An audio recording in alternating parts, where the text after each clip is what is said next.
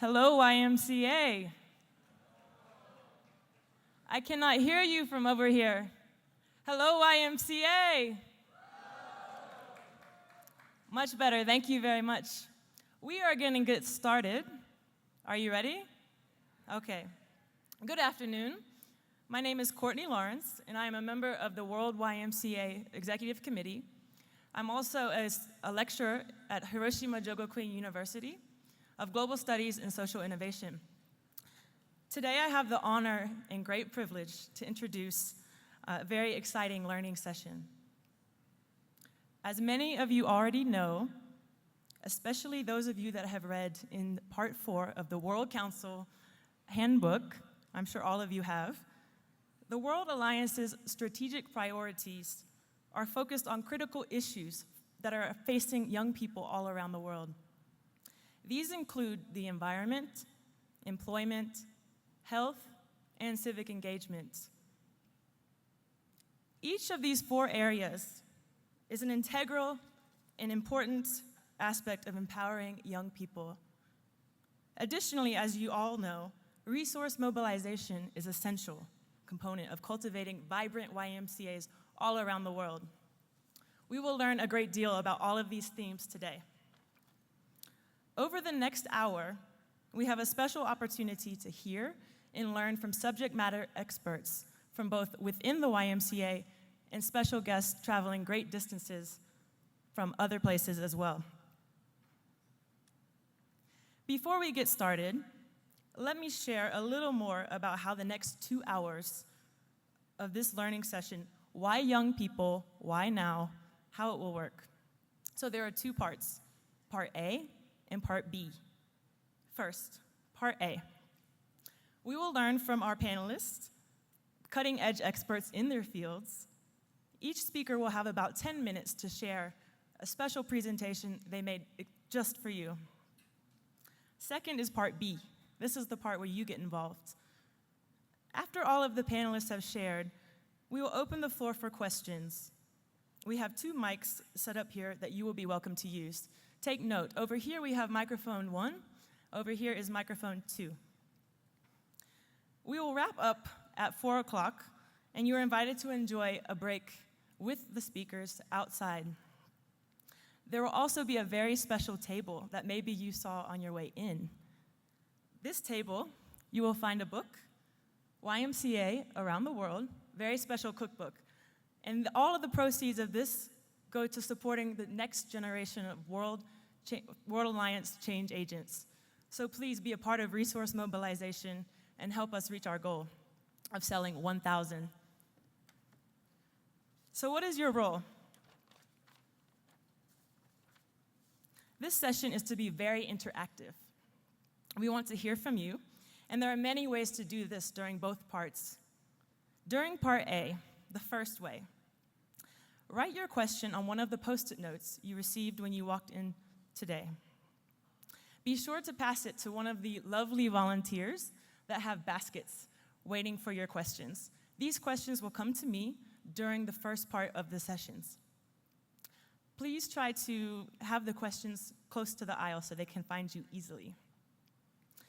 The second way is to send your questions through Twitter, and you can use the hashtag WorldYMCA. We will have a live feed that we'll be monitoring to collect your questions as well. Please keep your questions Twitter-esque, which basically means short, direct, and clear. Thank you. During Part B, this is the part where we will have the microphones open for you. You're invited to stand and ask anything you would like. Don't forget also to leave your Post-it notes on the Why Young People, Why Now graffiti wall in the very back with a spotlight on it. This is for the comments. Maybe you don't have a question, but you have a comment you would like for us to hear. We want to hear from you. So shall we get started? Are you ready to change your life? All right, so let us get started. Our first topic is the environment. And before we get started, we have a question for you that will appear soon, mysteriously. Okay, this is related, of course, to the environment. Environmental diseases, mostly related to water, kill how many youth every year? A, 500,000, B, 3 million, C, 500 million, or D, 10 million? We'll give you 30 seconds to think to yourself or ask your neighbor. No Google searches.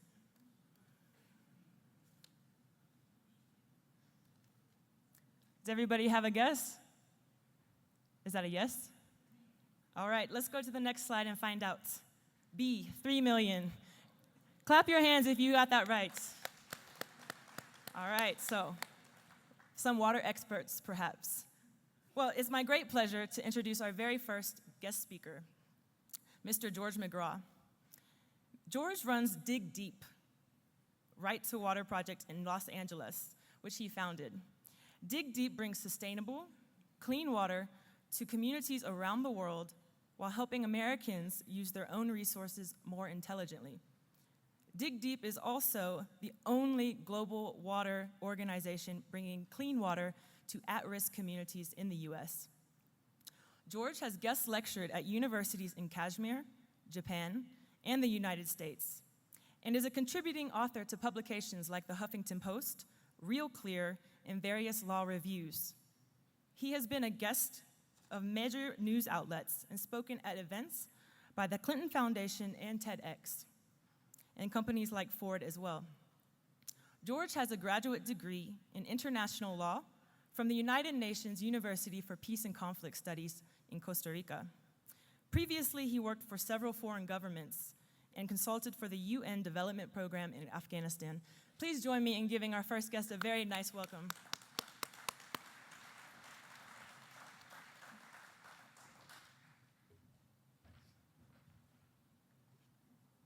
Hi, everybody. Is my mic on? All right. So my name is George McGraw, and I run an organization in Los Angeles called the Dig Deep Right to Water project. And I'm very excited to be here with you all today. I'm especially excited because they gave me this microphone that makes me look like a Backstreet Boy. And that's always very empowering, right? I figured I'd start our conversation today with a discussion about poop.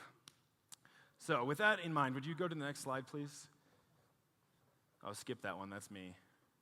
Oh, well, it's not a picture of poop, it's a picture of a whistle, because I couldn't put a picture of poop up on the screen. But the right to water and the right to sanitation, which has a lot to do with poop, are very closely related. And I'll tell you a story. I had a friend, an aid worker, working in a community in a rural part of South Sudan. And in that village, they had a very strange tradition. The men in that village would wake up every morning after digesting their last night's meals, and they would walk out in front of their hut and they would go to the bathroom. They'd take a poop right there in front of their front door.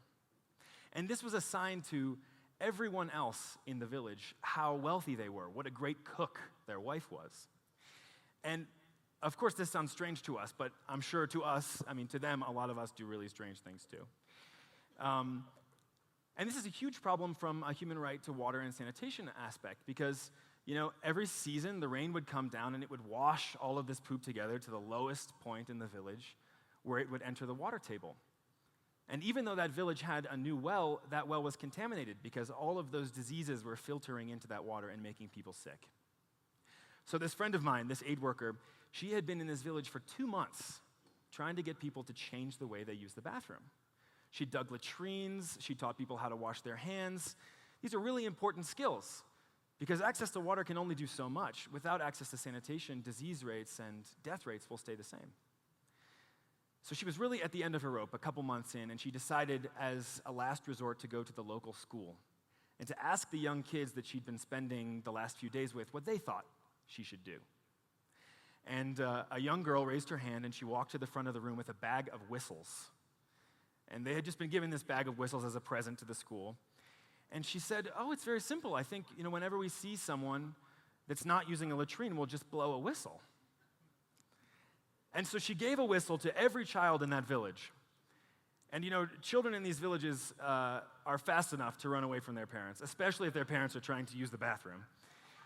So you had this awkward moment where the men would, wake up in the morning and they'd walk out and they'd open their hut and they'd squat down and go to the bathroom and someone would start blowing a whistle.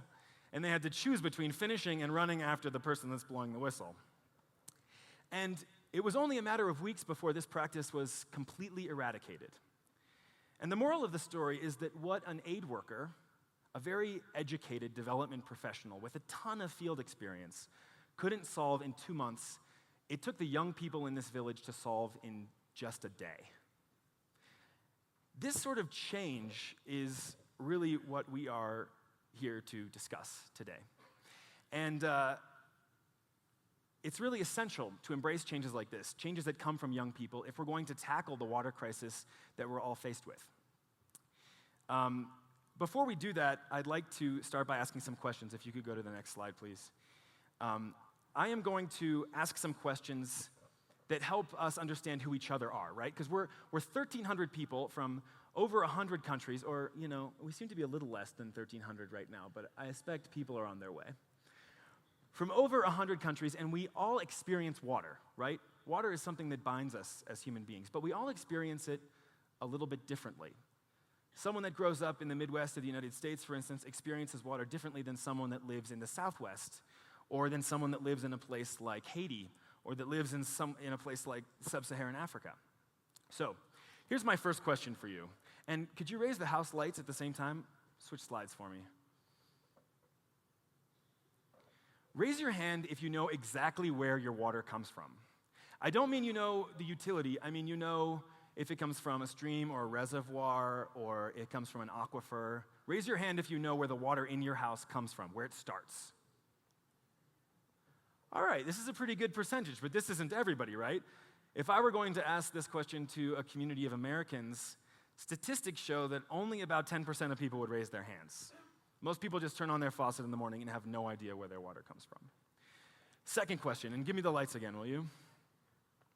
I have 3 of them, you can just keep the lights up.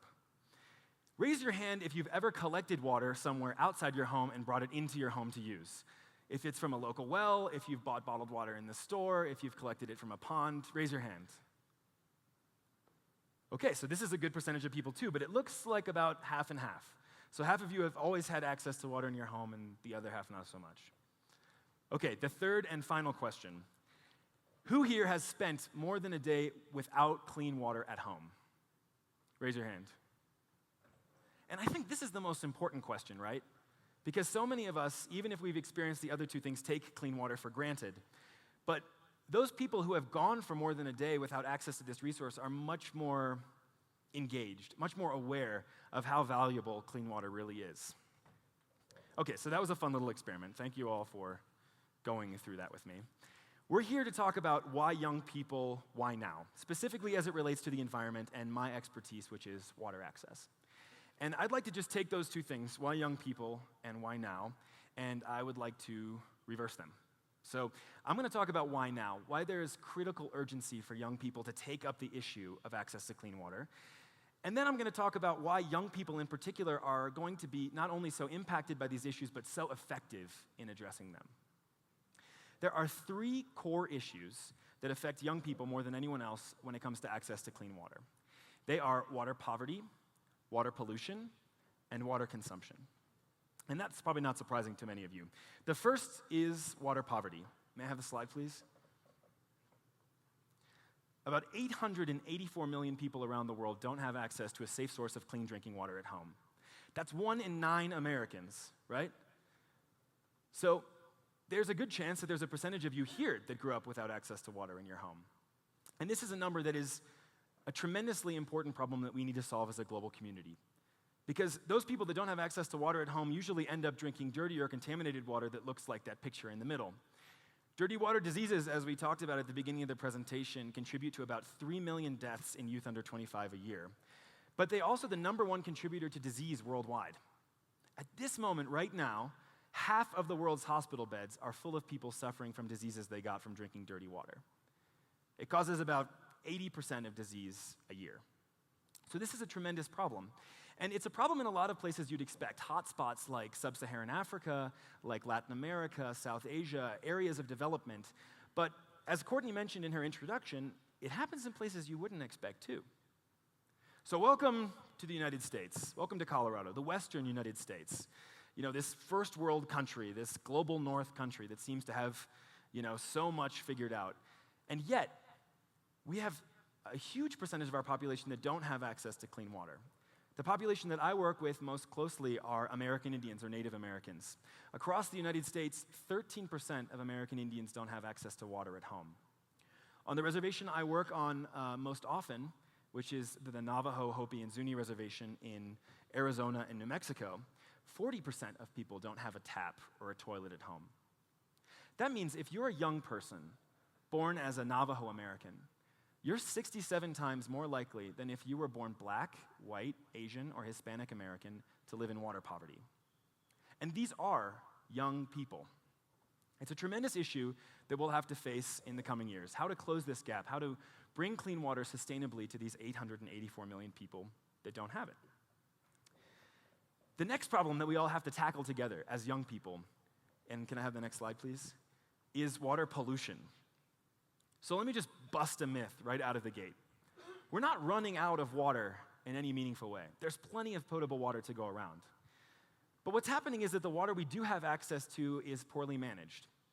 90% of the water that we use every day is used in agriculture and industry. We only use about 10% at home. And certain agricultural and industrial processes that have been around for decades threaten our water resources. Two that I've highlighted here are fracking and desertification. Desertification is an agricultural process that's related to unsustainable agriculture and also logging, clear cutting. Plants keep water in the topsoil with their root systems. So when plant systems die or when forests are clear cut, water starts to sink or fall through the soil.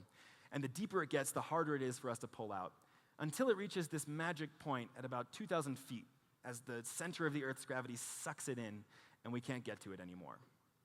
And every year, hundreds of millions of gallons are lost to processes like these in places that aren't doing agriculture sustainably. Industry is another problem. Industry accounts for about 20% of water use. And one of the industrial processes that most worries me is fracking. Fracking is an industrial process by which water and chemicals are injected into crevices under the earth in order to release natural gas, which can then be exploited as an energy resource. And this is a process that's happening not only in the United States, but also in developing parts of Latin America, in India, and in China. And in those places where the water and these chemicals have seeped back into the water resources, you can actually go into some people's local homes and light the water coming out of their tap on fire. So it's a really serious issue. The key to solving this issue isn't figuring out how to get people access, it's figuring out how to get transparency and good governance. It's figuring out how to end corporate corruption, how to change the agricultural and industrial practices we allow by law. And key to that is getting young people really involved in that decision-making process. The third and final challenge in this sort of state of the environment that we're working on is water overconsumption. A lot of you are probably familiar with that first statistic, right? Raise your hand if you've ever heard that 800 million people don't have access to water. Yeah, that's a tremendous amount of you. But there is an even more pressing statistic for all of us, and that's this one. This year, for the first time in history, a majority of the world's population live within 31 miles of an endangered resource. That's not just in the developing world, that's in the developed world too. That means every morning 3.5 million people, a billion people around the world wake up and they're not sure that the water resource they're relying on today will be there tomorrow. In the last century, as the global population has tripled, per capita or per person water consumption has doubled again on top of that. We're using water unsustainably. And it means that by the year 2025, up to 1.8 billion people could be faced with severe water scarcity. Another 2/3 of the world population by that point will be faced with water stress, which, as we know, is a declining rate of access to water. And key to solving this problem is not providing more access or providing more transparency and governance. It's really changing the way we think about water, right? Because the people making decisions about how we use water, whether they're farmers or government people or industrial technicians, they all have their first experience of water at home. If we can change the way we think about water in our homes, if we can change the way we use water, change the way we value water, be aware, as we raised our hands, of where our water comes from, what it means to us, what we use it for, how much we use, we'll become much better stewards of that resource in our daily work, as farmers, as technicians, as government workers. And so these are really the three issues that I see as a young person impacting young people in the generation to come. And so I told you I'd go first, why now, and now, why young people? Well, I've been throwing a lot of statistics your way, but this is probably my favorite. And a lot of people, show this as a sign for alarm, but actually it's a sign for a lot of excitement. Half of the world's population, 3.5 billion people, are under 25. That's tremendously exciting, because those are really engaged, new-thinking millennial generations. Now, of that 3.5 billion people, 87% of them live in the developing world, where they are more impacted by changes to their environment, they're closer to their environment, and where there's less bureaucratic transparency and where they have less decision-making power as youth in good governance, both at the local and at the national level. So we've seen why this is important to youth, but why is it exciting that this is a youth issue?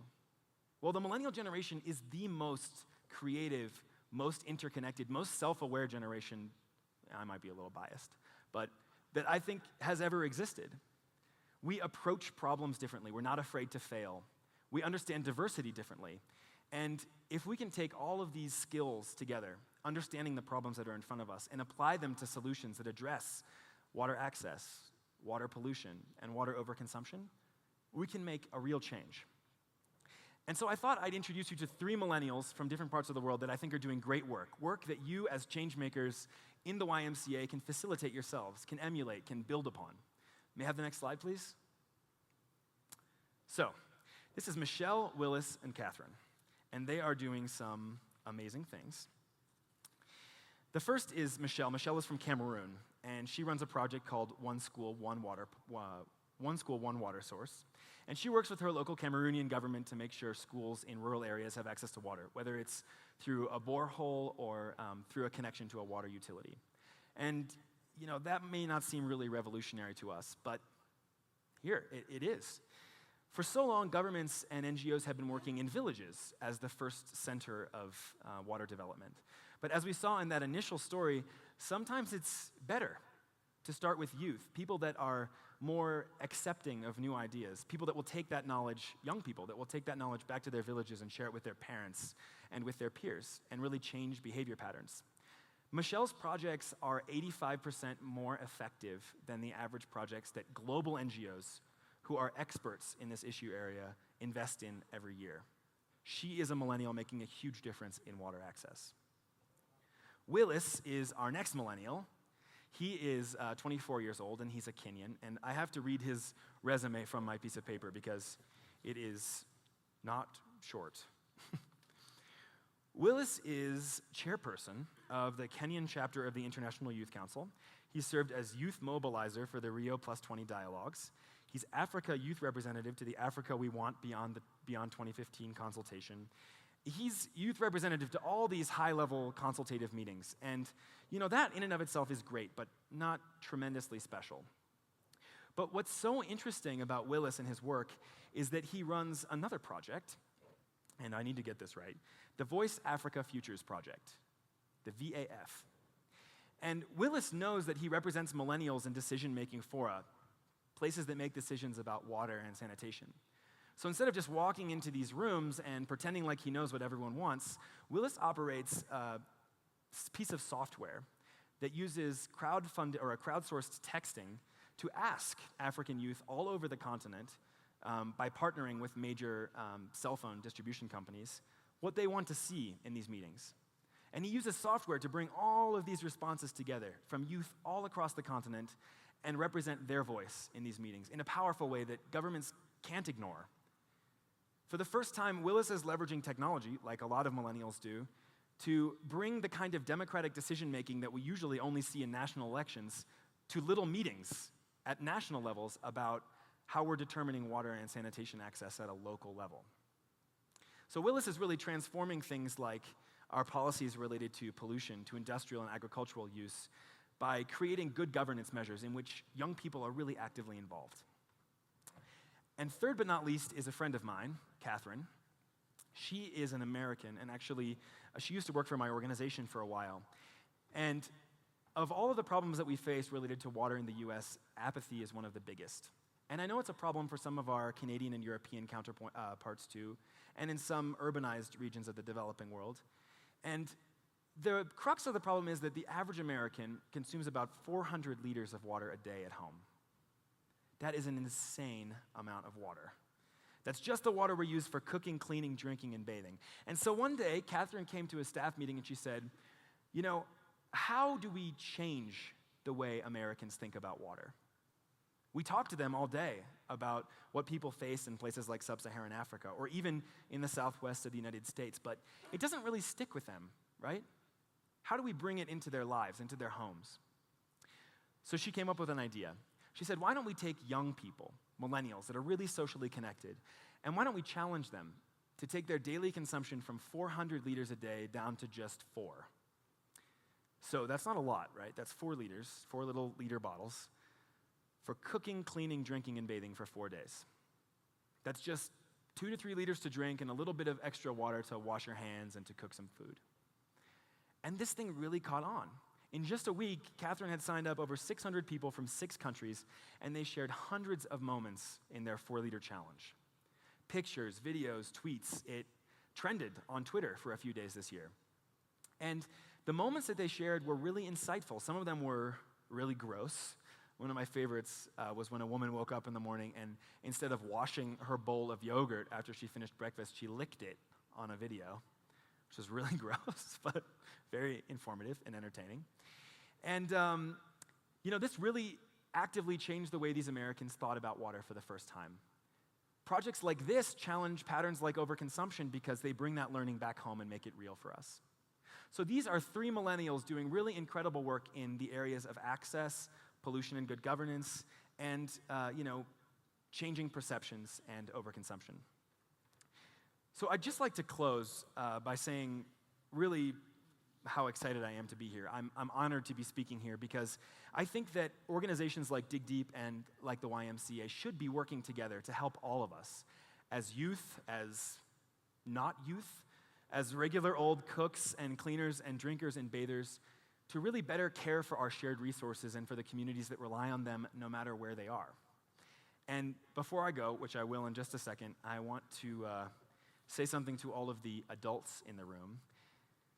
And I'd like to say, to be honest, it doesn't matter if you empower young people or not. I don't mean to burst your bubble. But young people are going to solve this problem whether you empower them or not. They're intelligent, they communicate, they're interconnected, they understand each other more than ever before.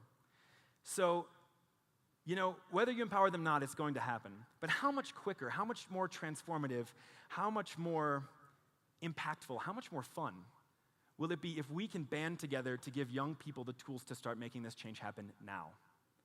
That is the vision that I think you have shared with us, and I thank you for letting me be a part of it.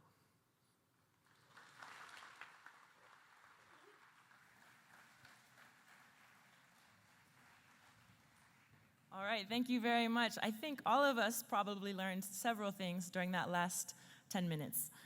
Okay, so our next topic is employment. Can we have the slide for a quick trivia question on employment?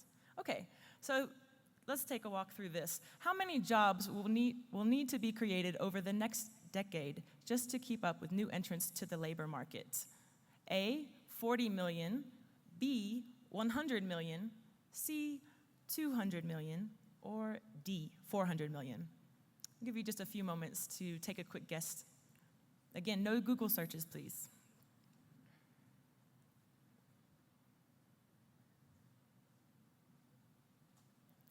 All right, are you ready to learn the answer? All right, can we have the next slide? D, 400 million. Let's take a clap of hands if you answered D. Okay, so let me have the honor to introduce our next guest. Our second speaker is Mr. Dino Correll. Dino is based in New York and is a program analyst for the International Labor Organization. In fact, the World YMCA has been collaborating with the ILO for over 4 years on youth empowerment focused on access to decent work and technical cooperation on the 1 Million Voices research that I'm sure all of you are aware of. Prior to this, Dino works with the United Nations Office on Drugs and Crime as a program development consultant, including work in Cairo, Egypt. He has also taught at the University of Vienna in Austria. Please join me in giving a warm welcome to Dino Correll.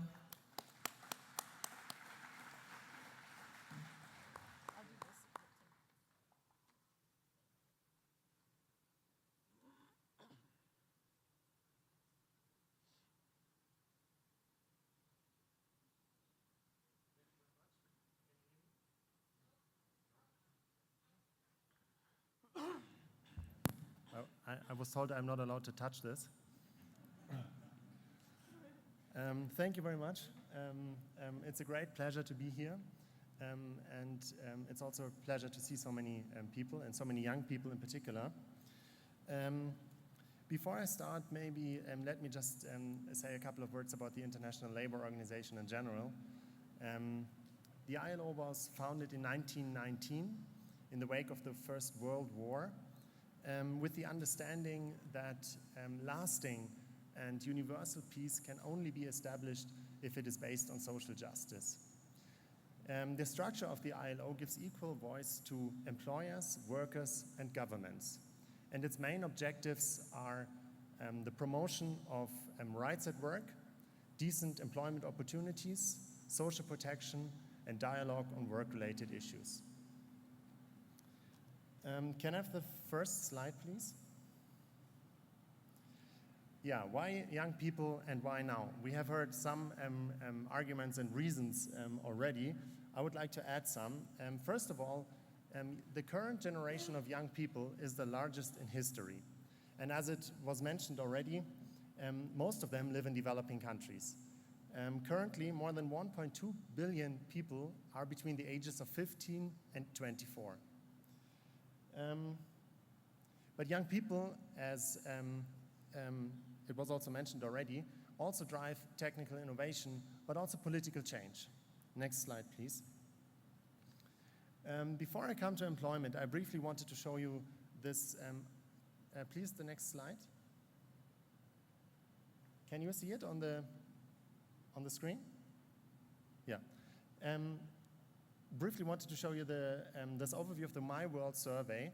This is a survey, a global survey led by the United Nations to capture people's voices and priorities in the context of the discussions on a new development framework. As you may know, the current development agenda, the Millennium Development Goals, is set to expire next year. And this survey tries to capture people's priorities in the context of this so-called post-2015 development agenda. And as you can see on the slide, the 5 top priorities of over more than 2.3 million people, a majority of them young people, are a good education, healthcare, an honest and responsive government, better job opportunities, and access to clean water and sanitation. So I think that the issues that we are covering here today are very much in line with the priorities identified by these people. Next slide, please. Employment, which is one of the major challenges today, in particular for young people globally. Around 74 million young people are unemployed, which means that 40% of the world's unemployed are actually young people. And across most regions of the world, young people are almost 3 times more likely to be unemployed than adults. Many are neither in employment nor in education or training, which is a particular challenge because these young people, the so-called needs, do not work, but they also do not invest in skills development.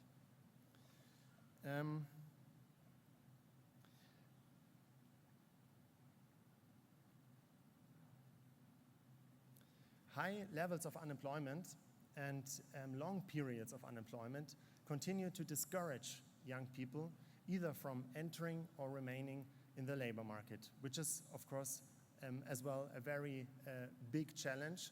And these young people are not part of the unemployed, so you would have to actually add them to the number of the unemployed. Next slide, please. But it is not only about the number or the quantity of jobs. The quality of jobs is at stake. Today, more than 220 million young workers earn less than $2, the equivalent of $2 per day. And they are working poor, which means that they work, but they do not earn enough to lift themselves out of poverty. In developing countries, large numbers of young workers are in the informal economy, which is associated with the lack of protection, poor working conditions, and low pay. In developed countries, non-standard employment, such as temporary or part-time work, is on the rise. Taken together, 1 out of 2 young people today is either unemployed or poor. And this means that far too many young people are actually not in a position to reach their full potential. Next slide, please.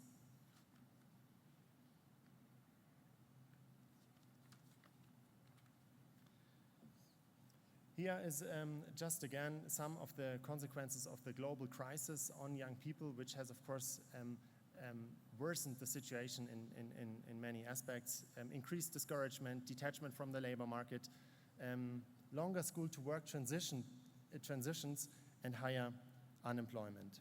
Next slide, please. So what can we do, or what can be done in general? In 2012, the representatives of employers, trade unions, and governments of the 185 ILO member states identified a comprehensive set of policy recommendations to address the youth employment challenge. And these are economic policies for job-rich growth and social inclusion, education and training systems to enhance employability and avoid labor market mismatches. And in this context, it's of particular importance to strengthen the links between education and the world of work so that young people are equipped with the skills required by the labor market. Labor market policies targeting disadvantaged youth in particular is another area, and the promotion of entrepreneurship as a career option, and labor rights for equal treatment. Next slide, please.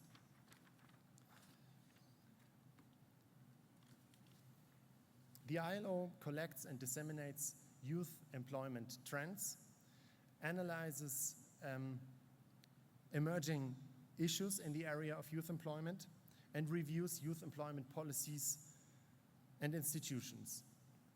Next slide, please.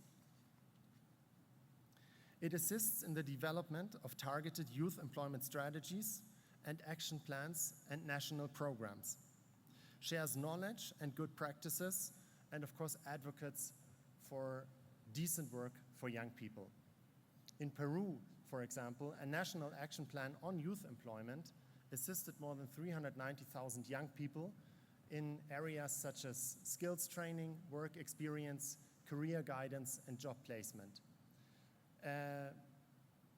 Employment service for young people was established, and a mechanism for youth participation in policy formulation and implementation.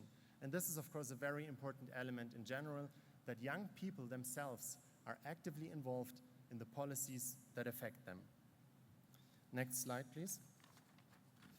Last year, the ILO launched the Decent Work for Youth platform, an online space for young people to share experience and ideas on achieving decent work for youth. Next slide. ILO information and programming tools include a global database on labor market indicators, an online database with evaluations of youth employment programs, a database on national youth employment policies, and a platform to share best practices on youth employment programming. Next slide, please.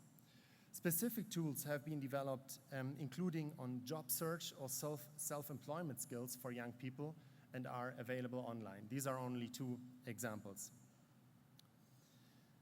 Next slide, please. What can we do together?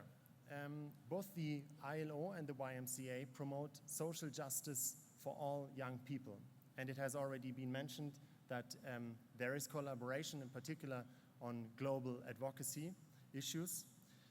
But further work could, of course, be explored.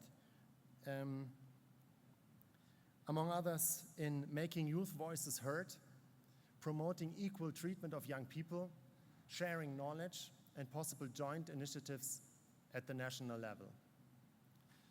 In closing, I would like to mention that it is definitely not an easy time to be a young person in the labor market, and that we have to make sure that more and better job opportunities for young people remain at the top of the political agenda in order to empower young people and to enable them to reach their full potential. Thank you very much.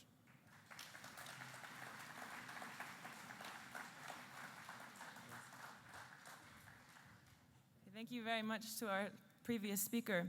Just a quick reminder, the 2 Post-it notes. So if you have questions for any of the panelists while they're speaking, please pass those to the volunteers that we have with baskets. They will bring those to me.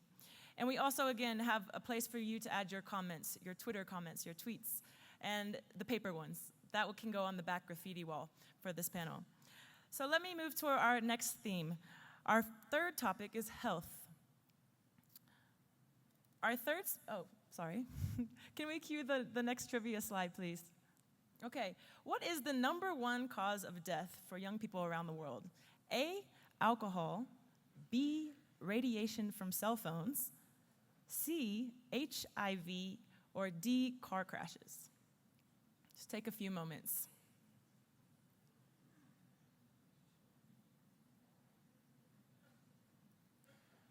All right, so is everyone ready to learn? What is the option here? Shall we move? Okay. D, car crash. All right, it's not cell phone radiation, thank goodness. All right, our third speaker is Dr. Alex Dodu. Alex is Associate Professor at the University of Ghana Medical School and a Director of the World Health Organization Collaborating Center for Advocacy and Training in Pharmacovigilance in Accra, Ghana. He is also the chairman of the World Health Organization's Global Vaccine Safety Initiative and has served on their related advisory board for over 5 years. The World YMCA has been collaborating with the WHO on the 1 Million Voices research as well. Alex is also a member and fellow to multiple pharmaceutical associations across Europe and Africa. And he has also received his doctorate of pharmacy from King's College in London of the University of London. Let's give a warm welcome to Dr. Alex Dodu.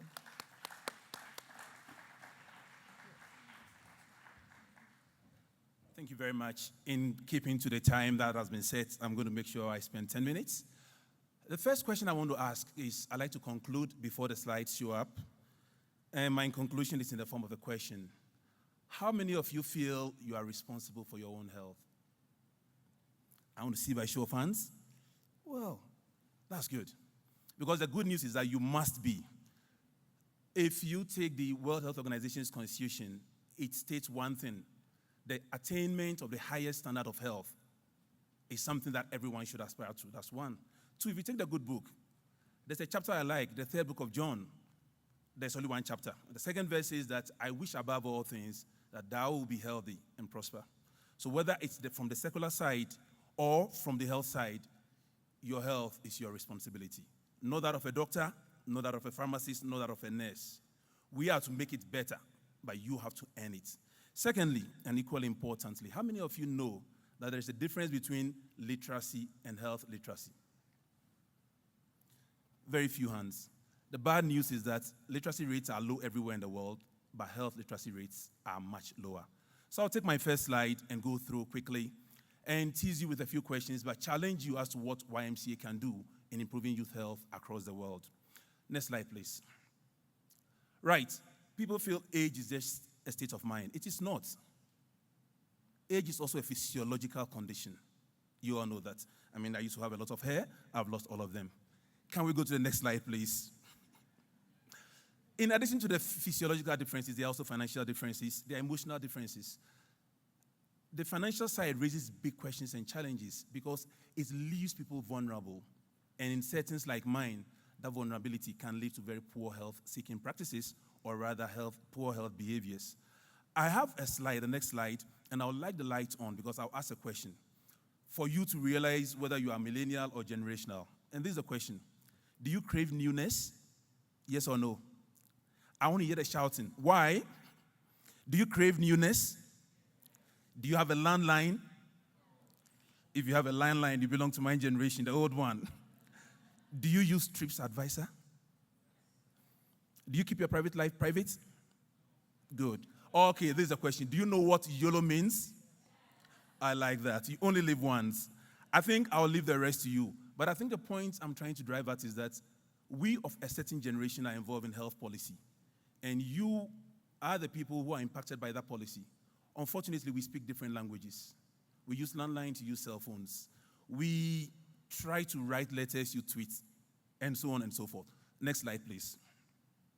So it's great to be young, but I'm sure you all know that definitions of health vary worldwide. In my church, in the Anglican Church in Accra, the Anglican Young People Association has members who are 60 and beyond, and they are still young. In most countries, we all know that whether you buy alcohol or cigarette varies. Even within the US, I hear from state to state, it varies. Next slide, please. But according to the World Health Organization, you are young when you are between 10 to 24. And I know the YMCA has its own definitions of health, and I'm not going to go into it. The point I want to make is that within the World Health Organization, we have used age to determine what is health. So if you are 15 to 24, you are young, or you belong to the youth. Adult census is between 10 to 19. The next slide. This is the sad untold story. There are about 1.8 billion adolescents in the world.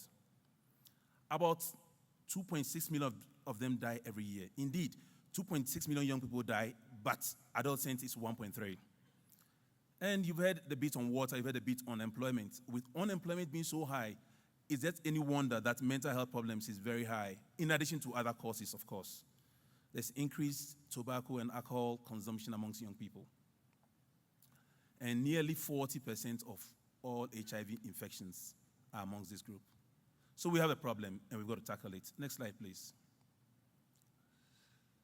You've heard already that there are so many young people that we must make sure that we take your views very seriously. So the World Health Organization held an assembly, which is the World Health Assembly, a meeting of all health ministers, to discuss specifically adolescent health. Next slide, please. And what came out was the fact that being young is a challenge, but it has remarkable opportunities. And I'll tackle both the challenges and then the opportunities. Next slide. So, for those of you who are academically inclined, and all of you are, I know I've seen the way you were working over the past few days, please feel free and go to the website. This is multimedia, and you enjoy what is there. But let me give you a few facts. Next slide, please. These are the 10 leading causes of death among young people. Road injury is number 1. Very sad, very worrying, very preventable. HIV is number 2. Self-harm, typically suicides, number 3. Infections, interpersonal violence, usually among men or among males. Drowning, who would think that drowning will feature in the top 10? So basically, the causes of death amongst people who are 10 to 19 are things that we know of, things that we are familiar with, and yet they happen. I don't think anyone here finds that acceptable. We must say no to those things. Next slide, please. These are the causes of disability, depression, and we all know why. And I will come back to one slide which says that health is not just the absence of illness. It's more than that. So people without a job from us are unhealthy. People without a home, people without security, people without a family, people who live outside communities, they all have problems. And that relates and impacts on health. People without good accommodation, they are exposed to everything. Sanitation, water, and the like. So you've seen the slide, and I believe we can all make a difference. Next slide. So who is responsible? And we say, why young people, why now? I believe governments have a lot to do, and I've already stated that it's completely unacceptable for governments to make policies without involving young people. Next slide. But then I believe young people should themselves be involved in everything, and that takes me to my next slide. I think all I want to say on this slide is that young people can do anything and everything. Do you agree on that? Can we do anything and everything? I want to believe we can. Say yes, please, and support us. The US government recently have realized that if we want to know more about medicines and how people use them, the safety thereof, go to Twitter. And there's a nice paper published just last month on how the US FDA is using Twitter to obtain information on the safety of medicines. Isn't that amazing? And who uses Twitter? We or the younger generation? Well, I'm young, actually. I want to believe so. Next slide. So what can the YMCA do? The YMCA is already providing global leadership, but I believe that the YMCA should now get down to empowering governments. In my part of the world where democratic governance is not as entrenched as in other parts, young people are rarely involved in decision-making involving their own health. Next slide, please. So the YMCA can engage the World Health Organization specifically on youth health issues, especially in May when we had the World Health Assembly. In addition, the YMCA should continue to identify, nurture, and support young people to be the change agents for health-related issues in their countries and communities. And I believe that the YMCA is probably the best organization to champion this issue of improving health literacy right from kindergarten all the way to university. Next slide. I know YMCA is doing something already, and it's always difficult at such meetings to pretend like nothing is being done. We are so anxious to see progress that we tend to forget that a lot is being done. YMCA is doing the Act to Live Youth Initiative in 6 countries in Africa, and I've seen James and a lot of his colleagues. This is remarkable, and it's changing lives where governments really are failing to do as much as they should. The next slide, please. There's a driving doctor project in Sierra Leone where there are very, very few doctors. We have the Empowering Youth Project in Tanzania, the Youth Drop-In Center in Liberia, the AIDS volunteering, not just in Ethiopia, that is across board really. Within Madagascar, Senegal, Ghana, Gambia, the YMCA is doing a lot. The challenge is for the YMCA to do more, and for the YMCA to be supported to do more, not just by YMCAs or those who are already converted, but by civil society, by governments, and importantly, by global agencies like the ILO, the World Health Organization, and others. Next slide. So I have 2 slides for my final thoughts. 1, health has so many different dimensions. Looking at health as just a doctor, a clinic, a nurse, and a pharmacy is wrong. Young people are going to face what everyone is facing. About half of all young people now are obese. Less than a third of young people practice or carry out any physical exercise. They live on their phones, they sleep with the phones, and they do everything with the phones. So we are not exercising as we should. So obesity is rising. Non-communicable diseases like diabetes and heart conditions are on the rise. And if we do not change these behaviors now, we are going to have an explosion. Already there is a pandemic of non-communicable diseases, diabetes and cardiovascular or heart diseases. I believe that cultures, countries, and communities have the same problem, but they need the platform to voice it out. Next slide, please. This is my last slide. And the challenge to the YMCA, to all of us, including myself, since I have 3 young kids who keep me awake at night, is that too many young people are perishing as a result of predictable and sadly very preventable causes. This is not acceptable. I don't think improving youth health is just an issue for governments. I believe the youth must be empowered. They must be given the space to be heard, because more often than not, they know their problems and they have better solutions than us.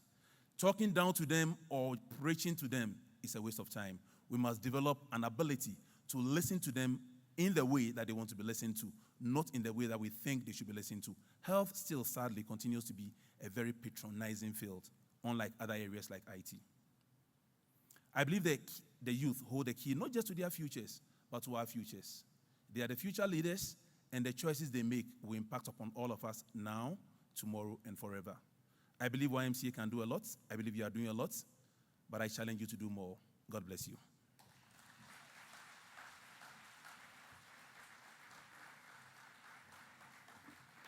Thank you very much.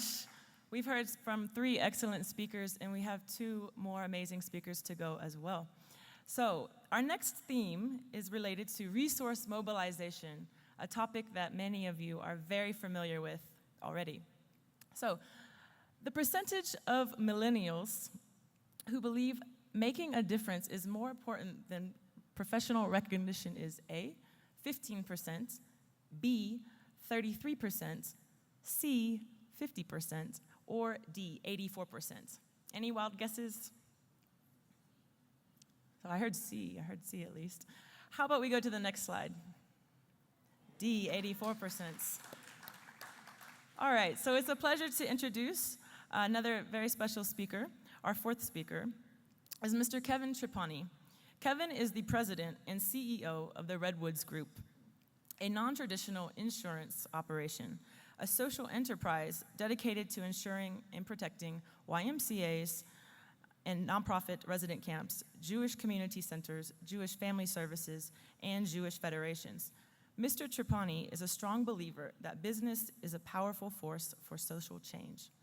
He is a graduate of Duke University in North Carolina and currently serves on the boards of the United Way and the University of North Carolina's Center for International Understanding, among many others. Please welcome Mr. Kevin Trapani to the stage.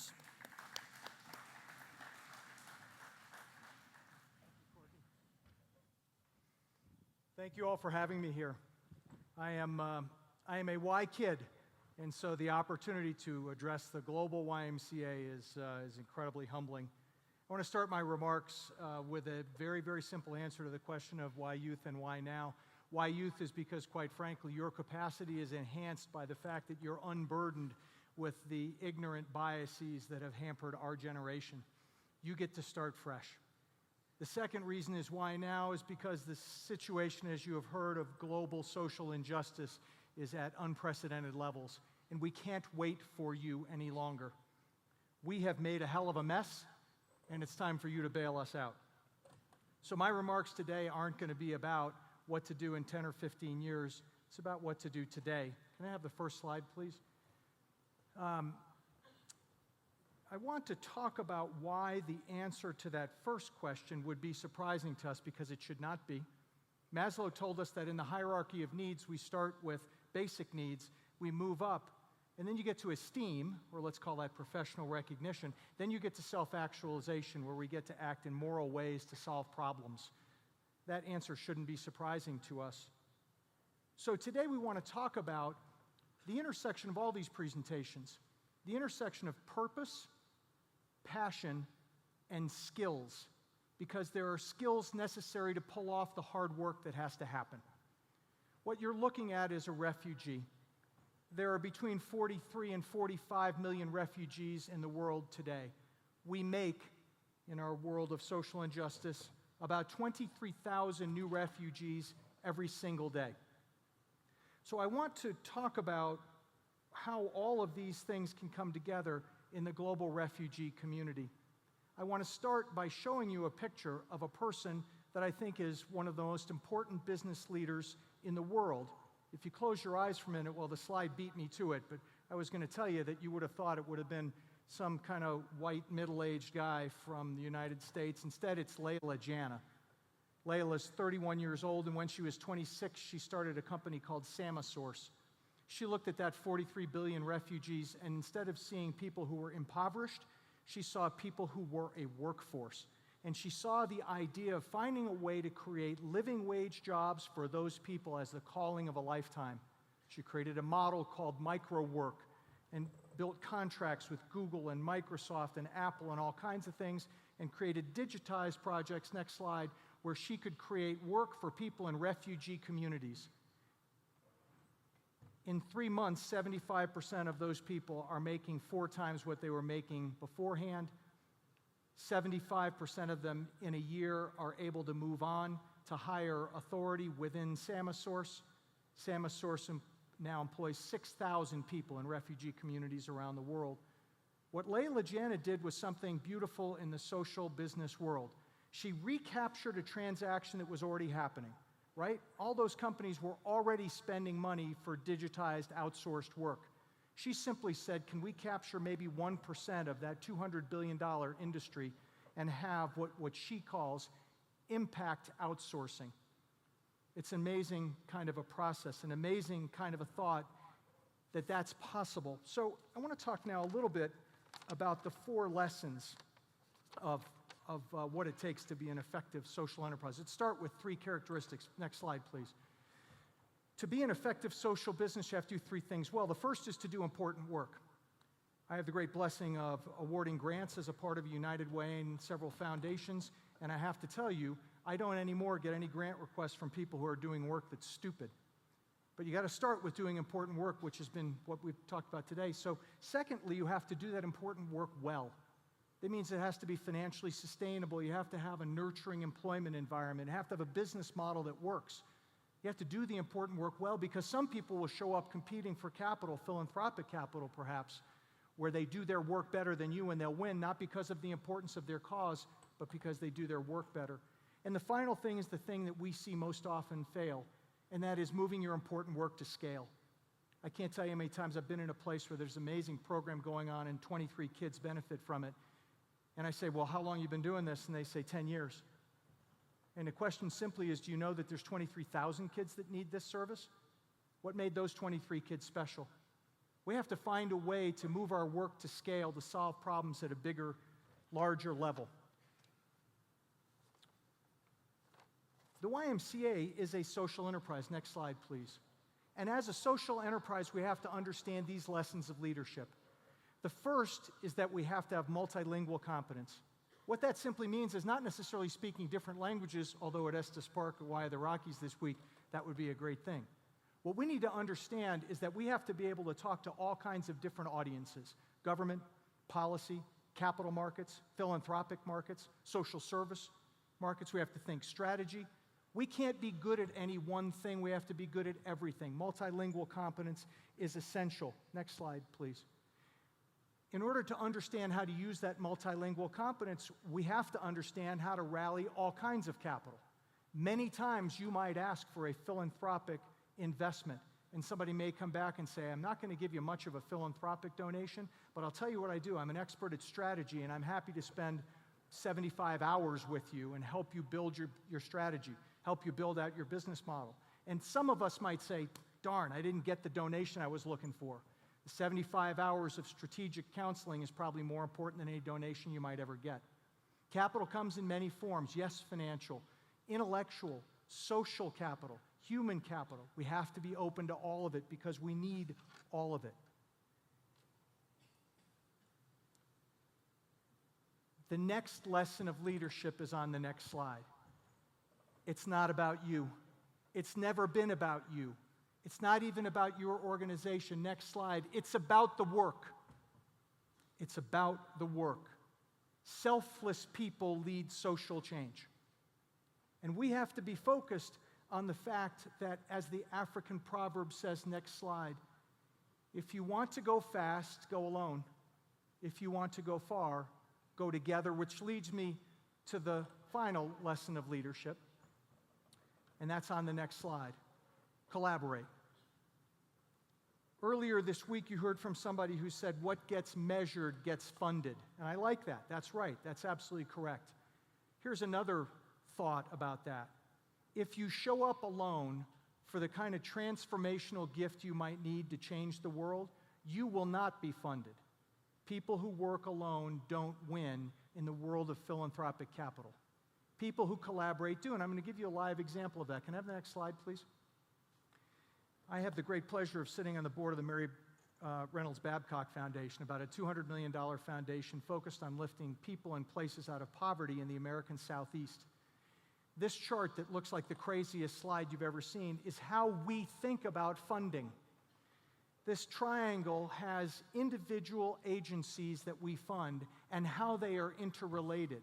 And the higher up in the chart you are, the more you work with other agencies as a backbone to create collective impact.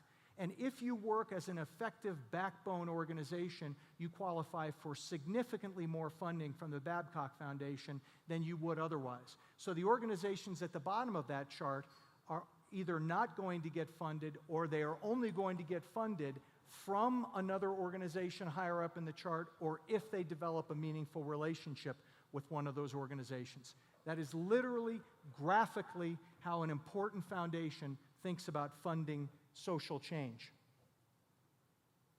Next slide, please. When we think about why to collaborate, it's all about the multiplier effect. Remember the idea of going fast or going far. There's very little that we can accomplish on our own. There's very little we can accomplish as the holders or master of any one form of capital. We have to find agencies that do well what we don't do well. For me, it's like a great potluck supper. I have never been to a bad potluck supper. If you're invited to participate, do you bring what you cook poorly? You bring what you cook well. It's why there are always too many desserts at a potluck supper. We're trying to create a global potluck supper You do strategy well, that's great, because I'm pretty good at tactics. You're good at bringing the people to the party who we need to serve, that's terrific, because that guy's got facilities. Boy, you got facilities, but I've got program. You got program, but I've got a wonderful policy advocacy who will help us create system that's beneficial to what we're trying to get done. That's what collective impact is made of. We find leverage to amplify our impact, which allows us, next slide, not just to build organizations, but to build movements. This is a movement, and it is much more important than any one of our organizations. In a week or a month or a year, you will be far from here. You will never remember that Kevin Trapani from the Redwoods Group talked to you. You'll forget completely about that. But you will be lifted by the sense of community and fellowship and passion and commitment you felt from this movement. Great nonprofits build movements because movements solve audacious, unfixable problems. And that's what we're about. I apologize, I lied to you before. The last lesson of leadership. Next slide, please. Now, I understand that most of us work for nonprofit organizations. I don't care. Because whether you run a nonprofit or a for-profit organization, you can still have doing good as your mission. And if doing good is your mission, it's essential that you make a profit. I get it. You might call that a fund balance. You might call that fully funding depreciation. I get all of that. But what I'm telling you is that profit is a metric of sustainability. If you cannot adequately monetize your work, you cannot adequately serve your mission. Next slide, please. Please do not be apologetic. Next slide, please. Do not be apologetic about having to monetize your work. The days of being able to wear tie-dye and Birkenstocks and eat granola and hope it's all going to go okay, those are long gone. We have to be disciplined business people who adequately monetize our work. Our mission is too important for us to do anything else. That's where we are.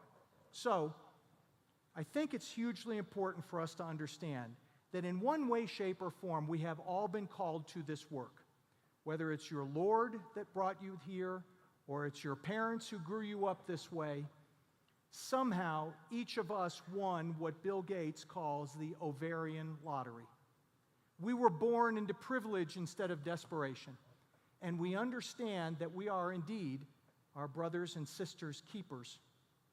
And we understand, as has been said today, that we are further from where we need to be than maybe we have ever been in human history, particularly when given the promise of our prosperous Mother Earth. Some 55 years ago, Dr. Martin Luther King, who was leading the American Civil Rights Movement at the time, stood before a group of people about this size. He was at a meeting of the Southern Christian Leadership Conference. And he had heard a series of report outs, just as we have heard over the last few days. One after another, a pastor came up and said, I got 35 more people registered to vote. I got 15 more people who were willing to walk in a demonstration. I recruited 10 more people to the cause. He stood up and said, that's not enough. What he said was, next slide, please, let us not be tranquilized by the narcotic of gradualism. Let us not be tranquilized by the narcotic of gradualism. It's time. Thank you for what you will do to improve the quality of life on this planet.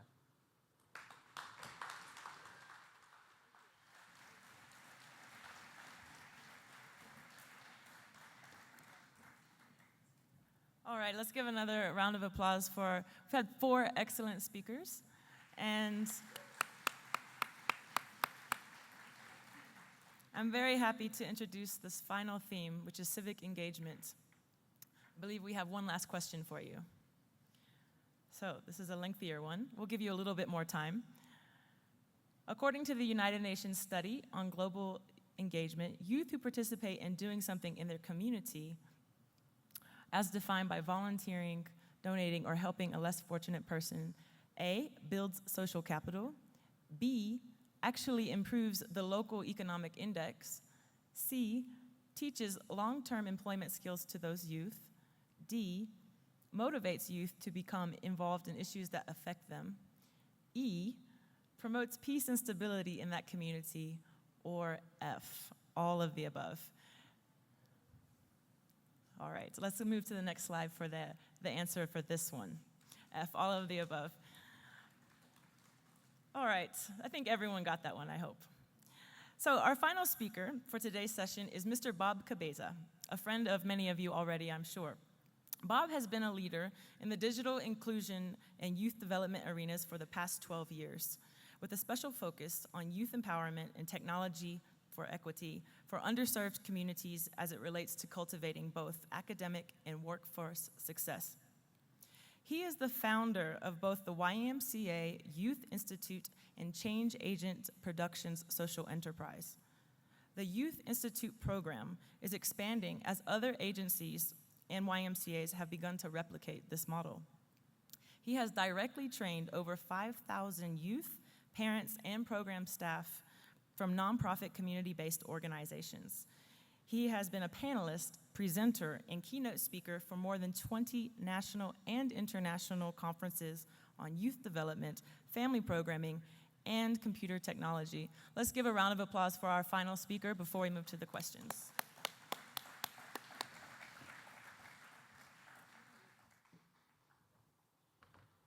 Good afternoon. How's everybody doing out there? Good? Let's hear a hurrah. The food is great. You're puffing up mountains at 8,000 feet. Everybody's happy? Good. I want to talk to you today about civic engagement as it pertains to young people. Can I go to the right away to the third slide, please?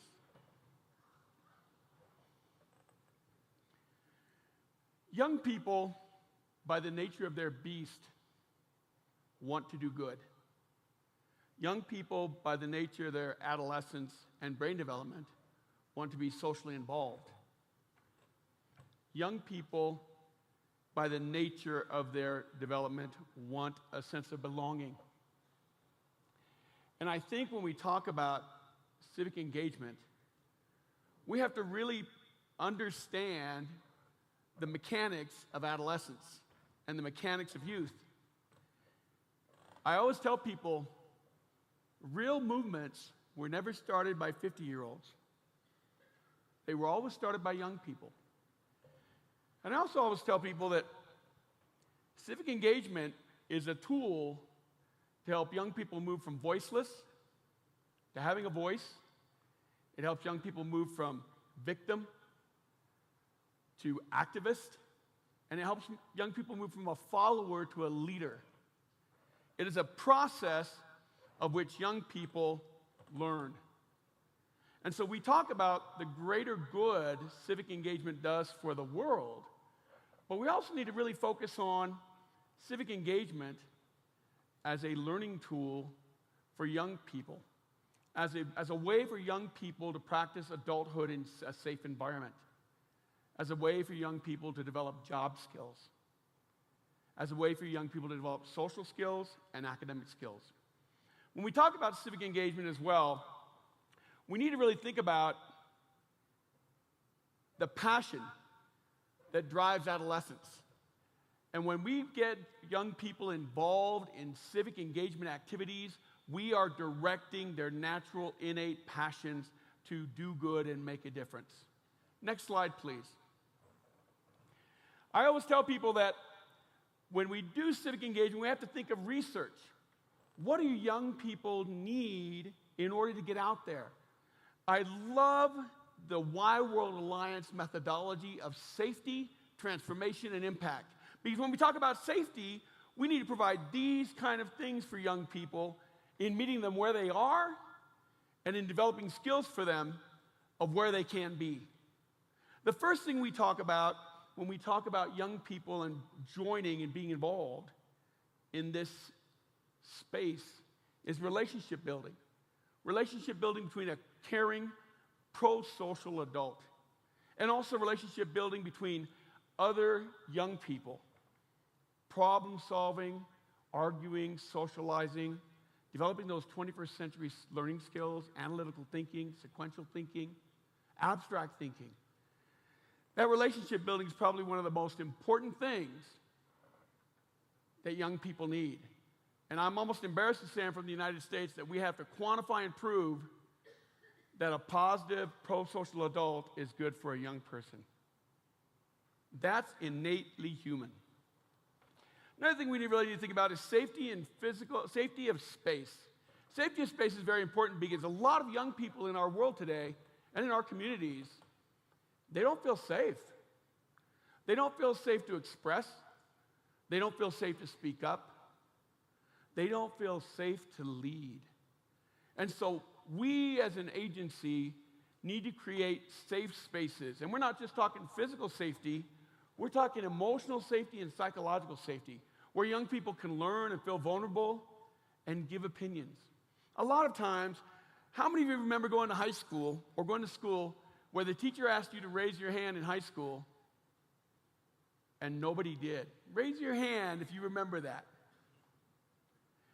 You ever notice kindergartners, the littlest ones, when they're not damaged by our educational institutions yet, a teacher asks a question and every kid raises their hand. But by adolescence, teacher asks a question and the first thing they think of is, good grief, I'm going to be embarrassed. I may say something wrong. That's what I mean by safety. That's what I mean by supports. We also need to move youth into participation. See, a lot of our agencies just keep youth as participants. We need to move youth from participants, passive participants, to active leaders. We need to have programs that move them through a process of growing up. We need to get out of the start day, end date mentality and get into the long-term supports through adulthood mentality. That's what our agencies need to do. Because you know what? I always tell people, those YMCA board members who are in their 60s, 70s, and 80s, they don't remember the why when they were in third grade. They remember the why in the formative years of adolescence, the impacting things that they did. Another thing that we must do in regards to youth development in those spaces is we need to be teaching skills, hard skills. And I love what my co-presenters said. When we talk about skills, we need to be teaching academic skills, workforce skills, and social skills, cultural skills. We need to do that in this space because then we prepare them. Then we prepare them for that transformation. And lastly, when you talk about civic engagement, community involvement is key. Young people need to be involved in their community in some way. They should be documenting information about their community. They should be learning about their community. They should be starting micro-enterprises in their community. They should be volunteering in their community. They should be helping their elders in a senior center, cleaning up a beach in the environment. They should be joining forces with other youth agencies around causes, violence prevention, health issues, the environment. Young people need to be involved in all of these things. They need to be educated about them. They need to develop skills and leadership to where they can advocate for them, and then they need to go out and impact them. And that's what we're talking about the Y World Alliance. Next slide, please. Civic engagement also should fit into these principles, and these are best practice principles of learning. Civic engagement should be active for young people. Young people don't like sitting around tables for 6 hours talking about demagoguery or policy. That's just not what adolescents like to do. It should be project-based and hands-on and get out there and planning and organizing and doing in that order. And it should be messy. If you do youth empowerment or youth development well, it's messy. It shouldn't be in boxes or in categories. That's adolescence. It should be meaningful. Civic engagement activities should be meaningful to issues that are important to them. They should be the leaders and the drivers of the content. They should be the ones coming up with the ideas. It has to be collaborative. We all know that. The other speakers made that point very clear. And last but not least, it needs to support mastery and expand horizons. When we talk about supporting masteries, youth should have opportunities to fail. They should have opportunities to practice, because practice makes perfect. We all learned that around 2 years old. They should have opportunities to be awkward. So many times our agencies put the straight A student or the public speaker up in front of the podium. I say, train all of those young people to be public speakers in front of that podium. Expanding horizons is key to civic engagement. Learning about issues, learning about causes, learning about how you can impact your world in positive ways. That is why we do youth empowerment. Next slide, please. This is a big one. Young people need positive civic engagement experiences to channel their youthful passions.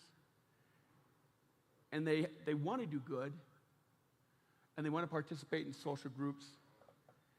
And they want an equitable society. I think all of my speakers that came before me really spoke to that. They want social justice for them. Next slide, please. These are just some examples of civic engagement activities.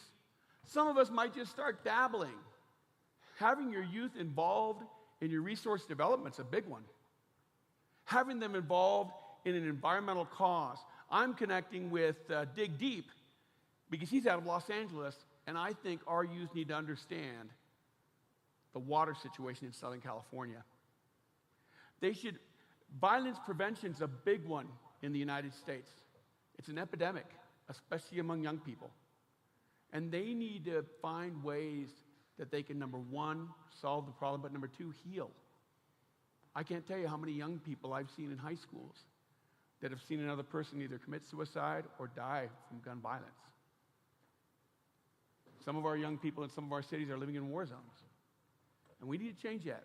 We have the responsibility to change that. And more importantly, we have the skills and the duty, the moral imperative to change that. Next slide, please. These are a few more ways young people can become civically involved. You know, right now, at this right time, I have 120 high school youth working for the California Endowment Foundation, making PSAs, digital media PSAs, on air quality, social justice, school reform, and alternative transportation. And they're researching, and they're interviewing, and they're learning, disguised learning, and they're mastering. There's a million ways to get young people involved and engaged. We need leaders who know how to facilitate the process, and we need just what I like to say as a Native American is we need people who have the heart and the head and the hands. Next slide, please. I'm going to let you read this because I think this is probably the biggest closure here. Young people are designed by the nature of their youth and experience to be cause-driven. Start movements and change the world. Their passion, limitless energy, willingness to change, and innocence are a great strength that drives civic engagement. I'm going to probably close with that one. Next slide, please. Thank you very much.